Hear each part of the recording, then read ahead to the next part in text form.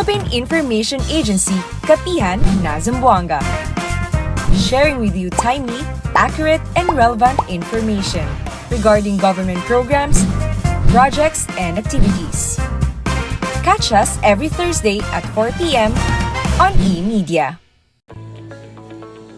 Buenos dias, Zamboanga! Welcome sa PIA Kapihan na Zamboanga sa SM City Minpro. Hatid ng Philippine Information Agency, SM City Minpro, Mindanao Cable Television, and eMedia. Mapapanood po ninyo ng live ang ating programa via PIA Western Mindanao Facebook page and other government agencies' Facebook pages. Also, mapapanood po ninyo sa Facebook page ng PRO9, The Northern News Flash, 1TV Philippines, Pagadian, and Zamboanga del Sur Media, Isa TV Channel 17, PCH Cable TV, and via cable televisions here in Zamboanga via MCTV and eMedia. Happy Kapihan po muli sa lahat po ng ating mga viewers. Thank you very much po for watching. Ang ating programa po will discuss important topics that will help you make more informed decisions wherever you are. Sa ating episode ngayong araw ay pag-uusapan po natin ang patungkol sa anti-poverty program po ng ating pamahalaan. Lalong-lalo na po ng ating bisita po ngayong araw. We are very glad to have with us here ngayon sa ating program. Minsan lang po ito, no? We have with us, of course, from the National Anti-Poverty Commission. Together with us po ang Development Management Officer po nila and yung kanilang Basic Sector Coordinating and Advocacy Service Focal. No? We have with us Ma'am Roxana Ladlad. Welcome po sa ating program. Good morning. Thank you for the opportunity to having this short interview regarding the National Anti-Poverty Commission. I'm happy. This is my second time in Zamboanga. Actually, I was here first last year for the RBSCC also. So we are very happy po ma'am no, for this opportunity na napaunlakan kami mismo po no, from the national office din po na andito ngayon sa Zamboanga City na timingan po natin no, dahil pag-uusapan natin yung patungkol nga sa ating mga programa. And with that po, before anything else no, we would like to let the audience know ano ba yung National Anti-Poverty Commission, the overview, ano po ba yung mandato po natin at ano po yung background ng opisina. Well, the National Anti-Poverty Commission was created in 1998. Our mandate is Republic Act 8425. So it's the implementation of the social reform agenda. So in that particular mandate, our clientele are the 14 basic sectors. So we are in the NAPC, the 14 basic sectors are, we have the youth and students, we have the workers in the informal sector, we have women, children, indigenous peoples, the formal labor and migrant workers, the non-government organizations, and then, just to name a few. But we have 14 and we can provide more. We can provide you all with all the materials just in case you need more, to know more about the NAPC. Okay. Ma'am, how does NAPC po ensure no, that its programs reach far-flung or conflict-affected areas, lalong-lalo na po dito sa Zamboanga Peninsula kasi medyo malayo-layo nga po no, yung Region 9, yung Region 9, Zamboanga Peninsula. How do we make sure that all our programs and services can actually reach po yung mga far-flung areas natin? I want to correct you. There are no programs because NAPC is not an implementing agency. We are a commission. I am part of the NAPC Secretariat, which is the support arm for the commission. So when for the commission, the structure actually is divided into two. The head of the commission is no less than our president, President Ferdinand Bongbong Marcos. And then the other structure is the Office of the Vice Chair for Government Sectors, headed by Governor Tamayo. And then on the other hand is the Office of the Vice Chair for Basic Sectors. So that is headed right now by our OIC sectoral representative, Fermelo Inaya of the artisanal fisher folks. Now you ask me, how do we ensure that the NAPC reaches the ground, the grassroots level? So one, we have two ways at this time. One is through the creation of the regional Basic Sector Coordinating Council. So right now here, you will meet later our regional coordinator, Miss Julieta Tigo. But even So, before po, yung regional coordinator natin is nag-exist na or bago lang po No, natin we siya? created Okay. kasi it's the RBSCC or the Regional Basic Sector Coordinating Council is a mechanism internal to NAPSI. So it mirrors the initiatives from the national going to the region. And then from the region, that's where we start penetrating. Somehow we have managed to do so little by little in reaching out to the grassroots. Second, after that mechanism, we also have the Local Affairs Coordination and Monitoring Service. It is an organic service unit in the NAPSI, and the LAC-MS, as we call it, is now headed by Director Nelson Tupas. It handles the localization efforts of the agency, the NAPSI, and then they make sure that they visit all the 89 provinces of the country. And then they also have engagements with all the LGUs in the Philippines. So little by little, we would like to be known more with orientation on our mandates, current thrusts, and let's say activities. So, can you give us an idea po, what kind of activities you are conducting sa mga provinces natin? We have the rollout of the Magna Carta of the Poor, and then we also have the information on the what's this? It's usually cross-sectoral regional agenda of the agency. Like us, I am from the basic sector, coordinating and advocacy service. So the BSCAS, it handles the regional basic sector coordinating councils. So we have 18 in our structure. So what we do is to push for the cross-sectoral regional agenda of each. So there are different contexts in handling the different priority agenda. So for Region 9, it will be explained more on how they are pushing for all those advocacies. We are mindful of all the different contexts because, for example, that if I may mention, for example, Region 11, they're into the regreening program.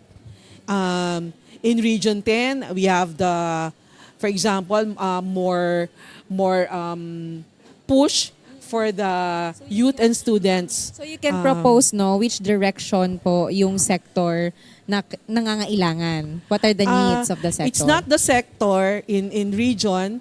The sectoral councils handle the priority agenda of the sector. In the region, it's cross-sectoral agenda because the composition of each regional basic sector coordinating council, it's composed of all the 14 sectors meeting in the region. So it's the 14 basic sectors meeting in the region. At the national, it's the region, the different council members in the region meeting as one sector at the national level. So, yun po. Thank you very much for clarifying, ma'am, kung ano talaga yung role, what you are doing, especially down to the regional area. But if may mga challenges po tayo, concerns in some rural areas, how does NAPSI or what are we doing to address this? What do you mean, can I be... Concerns on siguro mga in the environment, like you mentioned, environment, water, electricity, yung mga ganun pong mga basic concerns po ng ating mga residents? The NAPSI is more on providing venues for meetings and raising up of concerns and issues. So what we do, since we conduct the meetings and we call them convergent platforms, organized, CPO/meeting, they're one and the same thing. Now, since we cannot address immediately, with those meetings and with the identification of pressing concerns or emerging issues, we invite um, the appropriate regional line agencies, the provincial agencies who that can answer directly. So we provide the venue for the meeting of the regional line agencies, the government, and the CSOs, because all of the organizations are civil society organizations. It's a meeting of the government, linking of the government and the CSOs. Ma'am, how is NAPSI naman po working, no? Like you mentioned, working with the national government agencies, LGUs. How are we working po with the LGUs natin and other national government agencies in implementing po yung ating mga anti-poverty advocacies? Ayun, ma'am. As I've mentioned earlier, we provide the venues. We have the mechanism, the RBSCC. I'd like to emphasize because the RBSCC has gained so much in terms of pushing for the different agenda, especially here in Region 9, very active ang ating regional coordinator and all of the members of the RBSCC 9 actually. So may mga push for things to make for things to happen and continue to do so. We plan ahead. So we are right now in all the RBSCC, right now we are let's say assessing. This is a period of assessment, and then it's also a period for planning on what to do next for the direction setting for next year. So that's what we do in all the meetings that we have. As I've mentioned, the linking with the government, the various government offices, and then for planning. So they will steer. Sila yung parang ang ating regional basic sector coordinating council. Sila yung nagsisteer what direction to take. Kasi they would know more. They would know better in terms of how to handle the context of Region 9. In terms of concerns, the culture, they are very familiar. So, because of the enabling assistance of our council members in the regions, everything is going, sabihin natin, all the efforts are aligned with the mandates, of the current government, with the mandates of NAPSI, and then with the direction that they want to take. Looking forward po, what are the goals talaga po ng NAPSI, no? For, not just for the region, but for the entire mga provinces po natin in the Philippines? I would say that in general, syempre it has, yung goal talaga ng NAPSI is for the reduction of poverty. We are leading to that. In fact, last quarter, we conducted the regional sectoral conference, and in that conference held in the different regions, meron kaming report na on what the NAPSI wants to achieve. So it's aligned to the 8-point agenda of the DepDev, of our current government administration, and then I believe there's a certain percentage on what we want to achieve in terms of reduction of poverty. So yun talaga yung ultimate goal namin. And of course, for the voices of the 14 basic sectors to be heard. Kasi yun naman yung ano natin kasi ang premise dyan is that the 14 basic sectors are marginalized sectors. So it's the opportunity, the NAPSI linking them with the different organizations, different government agencies. Yun na yung opportunity for everyone to be heard and to be part of the structures kasi they haven't been part of the different structures, so they cannot be heard. So one avenue is for them to be included in the different structures. Actually, tama po, no? We really need a very strong partnership po on the ground, and it's very good po na yung coordinator din natin here in the Region 9 is very active din and very approachable, no, in terms of relating nga yung ating mga advocacies and relating din yung mga concerns of our sectors, different sectors here in the region. With that po, last na lang, what is your message po, no? We are very happy po na nabisita ninyo ang Region 9. So what is your message po, no, to all our residents here in Zamboanga Peninsula, especially for those who are struggling po talaga, and also isa rin sa mga nag-aim na ma-reduce yung poverty sa kanilang mga areas? I hope that the NAPSI would somehow be able to know more about the Zamboanga Peninsula, and then for us to be able to link together, and for the NAPSI to provide enabling assistance, if not all of the concerns, but by linking with the proper offices here in Zamboanga Peninsula through our RBSCC 9, we can endeavor to look forward to in the upliftment of poverty in the coming years. So yun ma'am, that's my message. I hope that we can work together for the betterment of Region 9 in our little own way. Thank you. Thank you very much po. We are very happy po to have with us ngayon Ma'am Roxana Ladlad from the NAPSI, the National Anti-Poverty Commission, the Development Management Officer po. But hindi pa po nagtatapos dyan because we will be talking about specifically naman sa Region 9, kung ano yung mga ginagawa or nagawa na dito po sa ating rehiyon. At makakasama po later po natin yung kanilang regional coordinator. At wag po kayong aalis, magbabalik po ang Kapihan na Zamboanga sa SM City Minpro. Serbisyo ng gobyerno, nasa kamay mo na. Narito ang Serbisyo Hub, accessible na sa eGov.ph app. Tulong pinansyal, legal, medikal, at iba pang serbisyo ng gobyerno? Andito lahat yan sa Serbisyo Hub. Dahil lang gusto ng Pangulo, mas mabilis na aksyon sa pangangailangan mo. Kaya kung kailangan mo ng tulong, dito ka na sa eGov.ph Serbisyo Hub. Mag-download na ng eGov.ph app at mag-register para ma-access ang Serbisyo Hub. I-click ang Serbisyo Hub banner sa loob ng eGov.ph app. I-upload ang inyong requirements at sundan ang instructions sa screen para makakuha ng appointment. Ganun lang kabilis! Serbisyo ng gobyerno, mas pinadali para sa'yo! Nagbabalik po ang PIA Kapihan na Zamboanga dito sa SM City Minpro. Patuloy po natin pag-uusapan ang patungkol sa anti-poverty advocacies, programs and services po na meron po dito sa Region 9. Specific na po natin dito sa ating Zamboanga Peninsula region.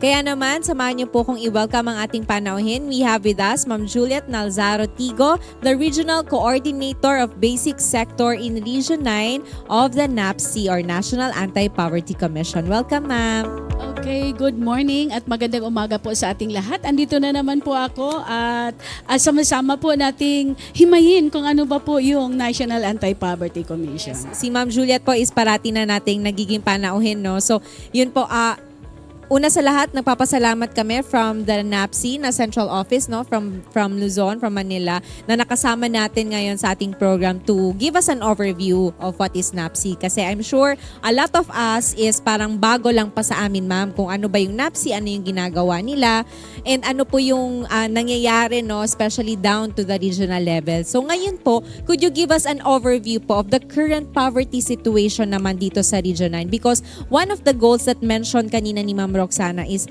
to really reduce yung poverty incident natin sa Region 9, especially na isa nga yung Region 9, isa sa mga provinces natin dito are one of the poorest talaga in the country. So overview po ng current poverty situation natin.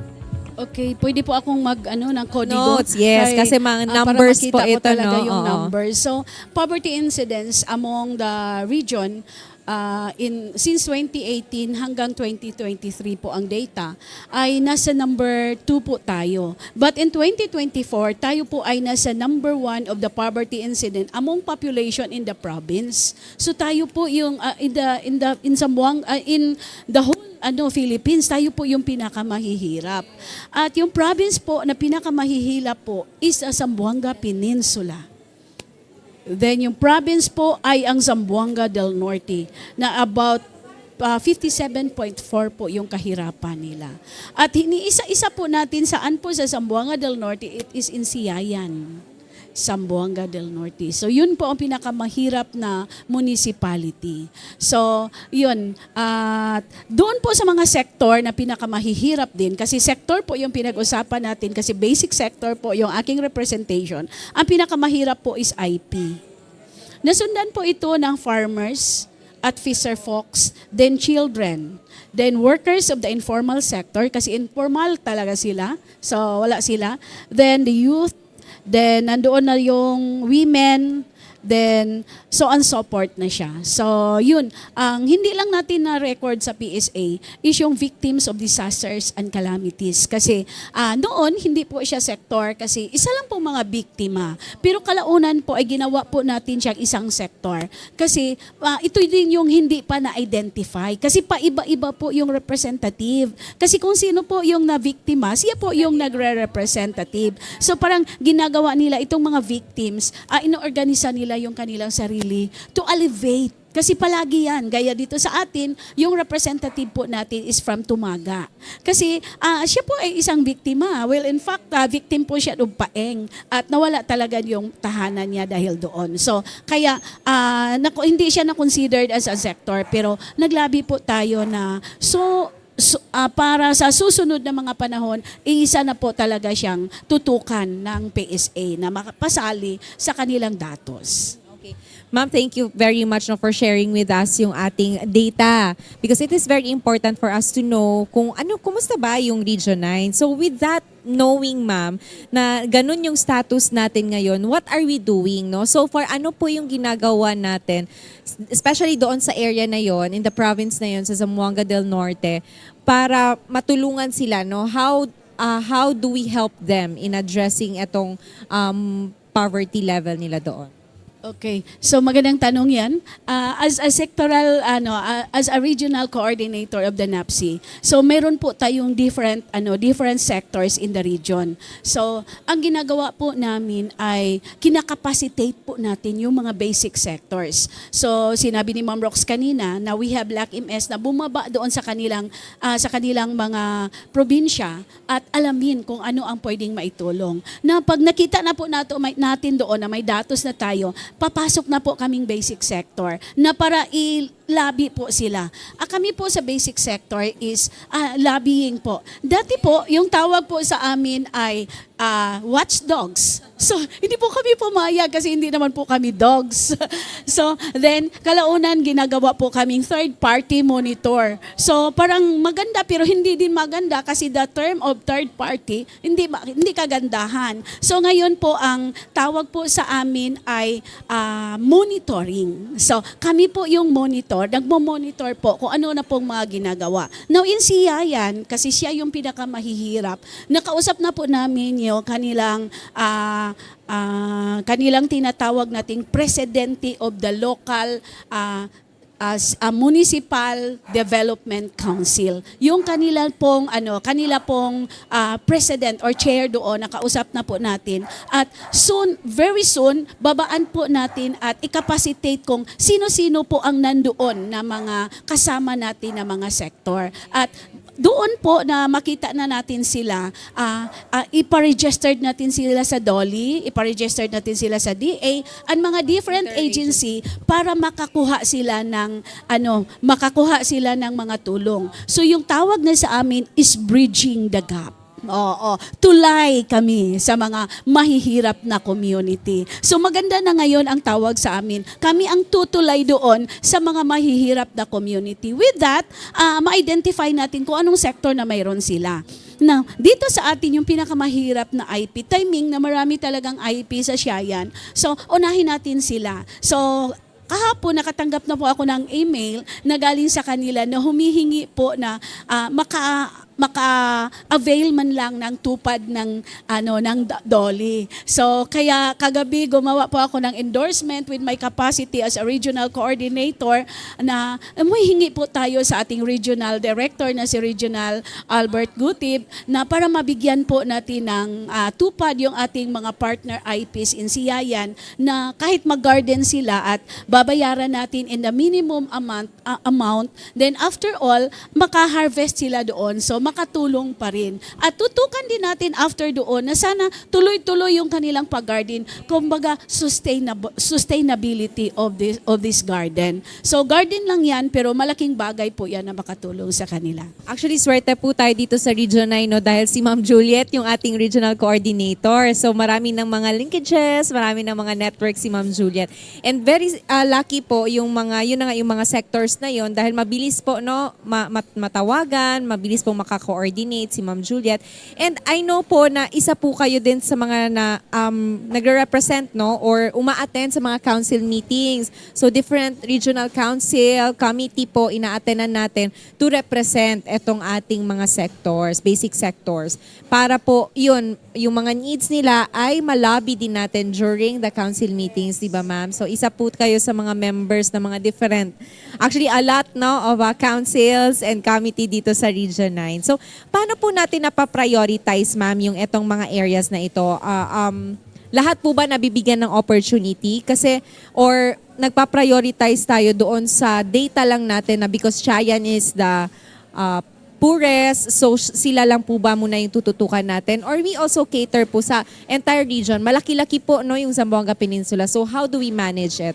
So hindi naman po talaga lahat abot, no, pero kumbaga since this is the poorest, the Shayan and the SSB, so doon talaga tayo tumutok. So dito sa Shayan yung tututukan natin is yung IP sector. Then in the Shokon area and Sirawai and Siboko, yung tutukan naman natin is the Fisher Fox. Kasi alam naman po natin ma'am na doon po sa area ng SSB, kahit 15 kilometers ratio po yung binibigay natin sa ating mga mananagat, 'di ba? So pinapasok pa rin nila yung para sa ating mga maliliit na mga mangingisda. So kaya yung hikayatin po natin na tutulungan. So magiging bantay dagat yung ating mga fisher folks doon para bantayan nila yung kanilang mga karagatan para po makukuha nila yung tamang para sa kanila talaga. Kumbaga yung aim po talaga natin is walang maiwan, walang iwanan sa laylayan. Oh,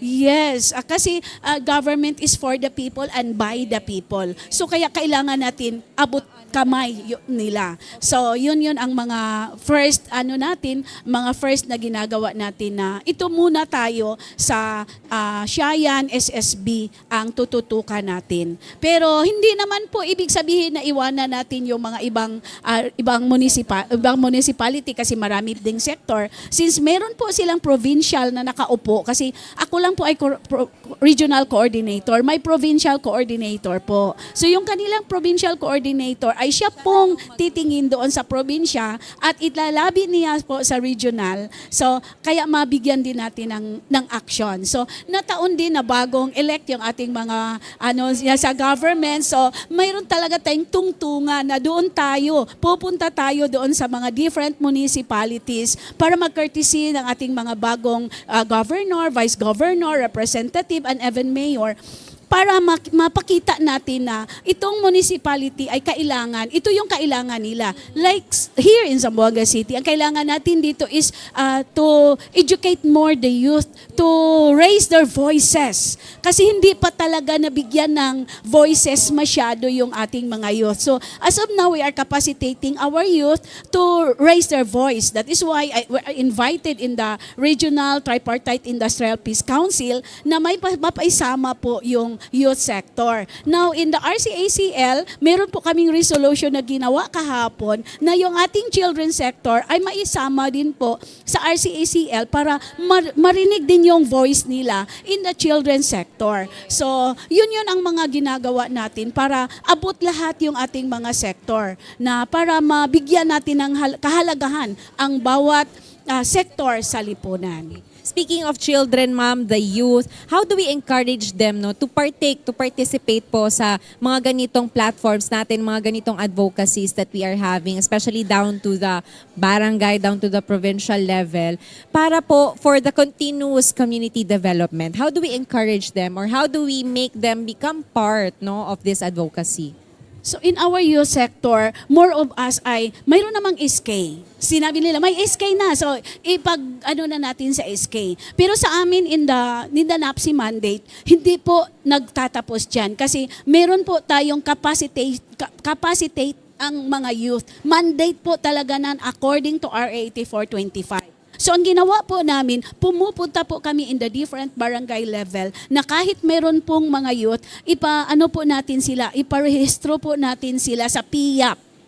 Oo, para makita natin kasi usually yung ating government ay nakatutok lang doon sa ating mga elected SK officials. So kaya yung PIA pinapaano natin ngayon na lahat ng mga youth ma-educate sila na mag-join doon para makuha din natin na marinig yung kanilang voices. Now hindi po kami nagtatapos, pumupunta po kami ng mga schools, nag-encourage ng mga youth and students to join, to raise their voice para marinig po sila. Kaya ngayon po, as of now, we have from WEMSU na nakaupo po sa ating sector ng Region 9 in the person of Brixon Julian. Kasama po siya po ang nagdadala ng ating youth sector. Now, in the children's sector, kailangan na marinig sila kasi nga marami tayong children in conflict with the law, meron din tayong mga child labor. So, ito yun yung kabataan, ang kinakapacitate natin na matuto sila na kung ano ba yung kahalagahan nila.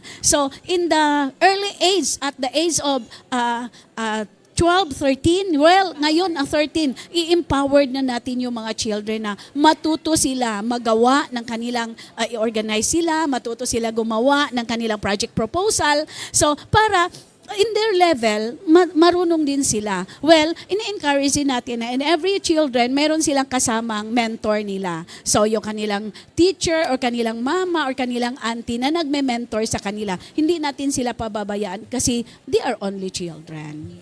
Ma'am, we have this, etong concern natin is, ever since po, no, we are consistent na one or in the number 2 poorest sa region.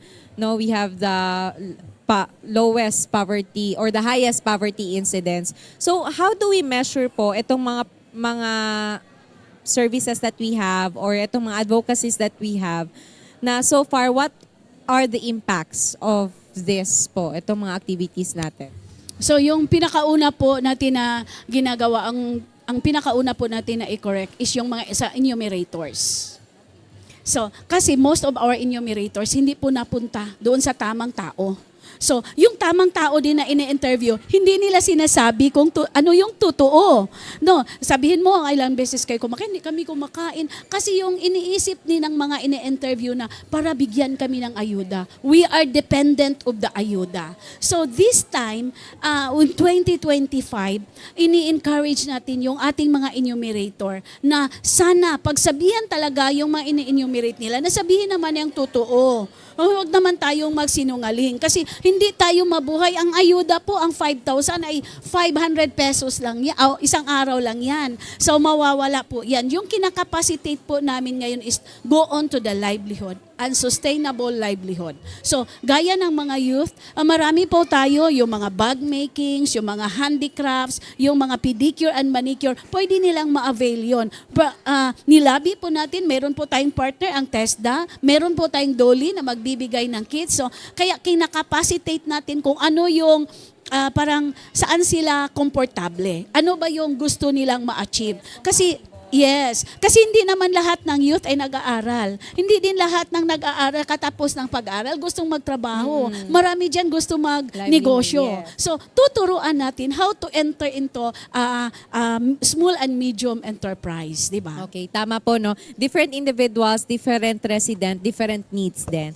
Thank you very much po, ma'am, no, for explaining this all to us para makita namin, no, ma-visualize namin yung situation talaga. And of course, what is the role of NAPSI here in the region? Thank you very much, ma'am. With that po, any closing message po, no, sa lahat ng ating mga viewers, residents po of Zamboanga Peninsula, how can we contribute po, no, to the goal of NAPSI to reduce yung ating poverty incidents? Okay, so muchas gracias gayot. Na Zamboanga City, ohala el aton mga bibiyente sa kinazamboanga ay kontinua ayuda kon el aton National Anti-Poverty Commission. Soon we have our office in Zamboanga del Norte under the DSWD structure. So nandoon tayo. Then sa lahat po ng mga taga Zamboanga sa tanan nga naa sa Zamboanga City, magbinisaya ko, pwede po tang mo tawag sa atong National Anti-Poverty Commission. Na naatay focal person diri in the person of Kay Ibanez sa Dipolog City. So pwede tang makipag-ugnayan on even ako pwedeng makipag-ugnayan. So kilala man ko ni Ma'am Myra. So pwede lang siya moingon sa ako ang naatay pwede tabangan. So lahat po ina-encourage po natin na bigyan po natin ng halaga yung ating pagkatao. Hindi po mali na pinanganak tayong mahirap, pero mali po na mamatay tayong mahirap. Tutulungan natin ang ating sarili na aangat ang ating buhay. Magandang umaga po sa ating lahat. Thank you very much, ma'am. Napakagandang mensahe po mula kay Ma'am Juliet Nalsaro Tigo. Maraming salamat po muli. Ang Regional Coordinator po of the Basic Sector in Region 9 from the National Anti-Poverty Commission. Muli, nagpapasalamat po kami na napaunlakan po kami ngayong araw sa interview na ito. Maraming salamat po sa buong NAPSI, especially po dito sa Region 9. Maraming salamat po muli sa lahat ng ating mga viewers. Sana po ay na-encourage din po tayo sa ating mga natutunan po at narinig ngayong araw sa ating episode. Muli po, nagpapasalamat po kami sa ating mga manonood and of course sa ating mga barangay information officers po. Maraming salamat po na patuloy na nanonood din sa ating programa. And of course, salamat din po sa SMC Rimin Pro. We have with us here yung ating magandang Christmas background. So muli po, binabati natin ng advance Merry Christmas po sa lahat ng ating mga viewers. Christmas season na po at damang-dama po natin dito po sa ating venue ngayon ang Christmas season. Muli po, sa ngalan po ng Philippine Information Agency Director General Catherine Chloe De Castro and of course the Regional Director Ms. Noemi Adaga. Ito si Myra Espinosa. Nagpapasalamat po tayo sa ating mga following sponsors. We have Karimadon, Camiseta, Penguin and Dunkin all available here at SMC Timin Pro. Makikita pa po tayo sa ating mga susunod na episodes. Muchísimas gracias. Philippine Information Agency, Kapihan, Zamboanga. Sharing with you timely, accurate, and relevant information regarding government programs, projects, and activities. Catch us every Thursday at 4 p.m. on eMedia.